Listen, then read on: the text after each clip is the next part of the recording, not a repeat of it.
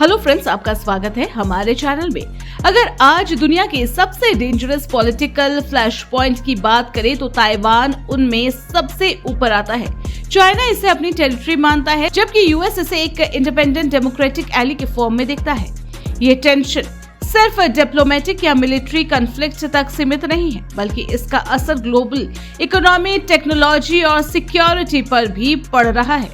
China Taiwan को अपने reunification mission का एक हिस्सा मानता है, जबकि यूएस ताइवान को चाइना के एक्सपेंशनिस्ट एम्बिशंस के अगेंस्ट एक सिंबल ऑफ डेमोक्रेसी के फॉर्म में देखता है। ये दोनों देश ताइवान को लेकर इस तरह ऑब्सेस क्यों हैं? क्या ये कॉन्फ्लिक्ट एक बड़ा वॉर की शक्ल ले सकता है? आज के इस वीडियो में हम समझेंगे, तो चलिए शुरुआत करते हैं। Why is China so desperate for Taiwan? China के लिए ताइवान सिर्फ एक आइलैंड नहीं, बल्कि उसकी पॉलिटिकल और मिलिट्री सुपीरियरिटी का एक सिंबल है।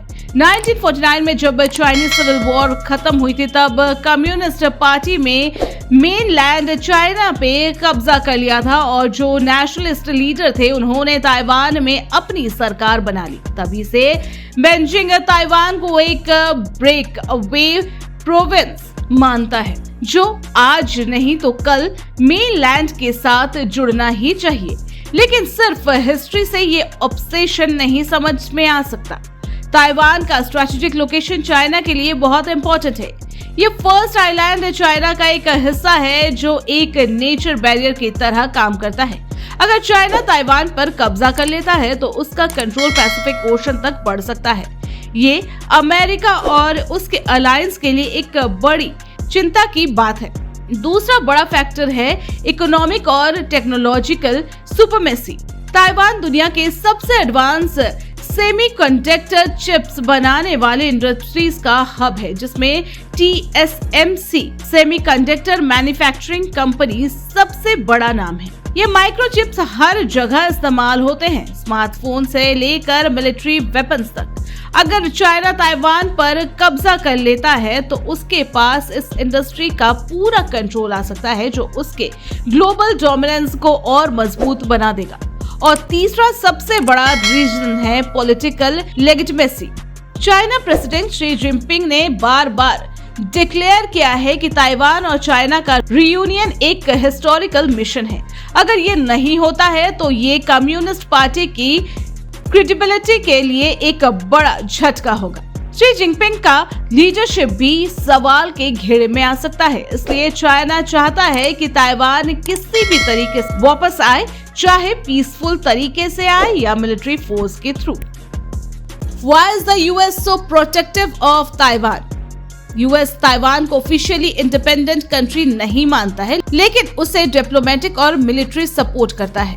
इसके पीछे 3 बड़े रीजन हैं। ताइवान एक स्ट्रेटेजिक चोक पॉइंट है जो चाइना के इंडो पैसिफिक में डोमिनेंस को रोक सकता है। अगर चाइना ने ताइवान पर कब्जा कर लिया तो उसका कंट्रोल साउथ चाइना सी और पैसिफिक ओशन में और बढ़ जाएगा, जो यूएस के एशिया अलायंस के लिए एक बड़ा थ्रेट बन सकता है। दूसरा, ताइवान दुनिया के सबसे एडवांस सेमीकंडक्टर का 60% से ज्यादा प्रोडक्शन करता है।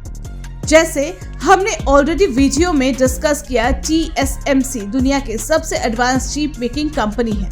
अगर चाइना ताइवान को कंट्रोल कर लेता है तो वो ग्लोबल टेक इंडस्ट्री पर कंट्रोल कर सकता है, जो यूएस और यूरोप के लिए एक इकोनॉमिक नाइटमेयर होगा। तीसरा, यूएस नहीं चाहता कि चाइना एक सुपर पावर बने। ताइवान एक सिंबॉलिक डेमोक्रेसी है जो चाइना के ऑथोरिटेरियन रूल के अगेंस्ट खड़ा है। इसलिए यूएस ताइवान को डिफेंसिव वेपन ट्रेड सपोर्ट और डिप्लोमेटिक बैकिंग देता है, जिसे चाइना अपने सोवरेनिटी के खिलाफ इंटरफेरेंस मानता है। Will there be a war over Taiwan?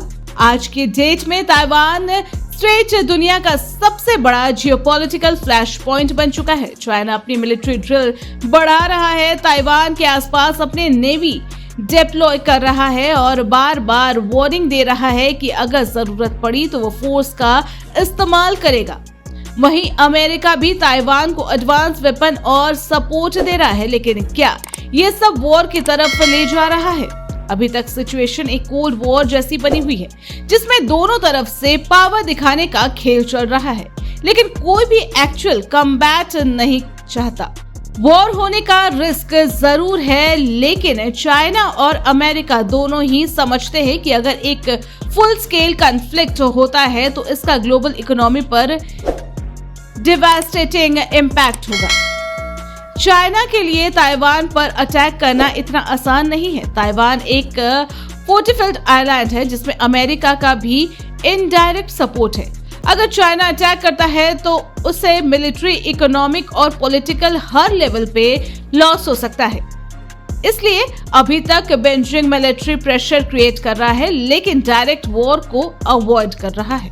Taiwan आज जियोपॉलिटिकल का एक टिकिंग टाइम बॉम्ब है। ये सिर्फ एक आइलैंड नहीं बल्कि एक ग्लोबल पावर स्ट्रगल का सेंटर बन चुका है। चाइना उसे अपनी टेरिटरी मानता है, अमेरिका उसे इंडिपेंडेंट रखना चाहता है और ताइवान खुद एक आइडेंटिटी के लिए फाइट कर रहा है। आने वाले दिनों में इस इशू पर ज्यादा टेंशन बढ़ने वाले हैं, लेकिन एक फुल स्केल वॉर अभी भी अनसर्टेन है। अब इस पर आपके क्या थॉट्स है, हमें कमेंट में जरूर बताएं और वीडियो इन्फॉर्मेटिव लगी हो तो लाइक, शेयर एंड सब्सक्राइब करना चैनल को ना भूलें।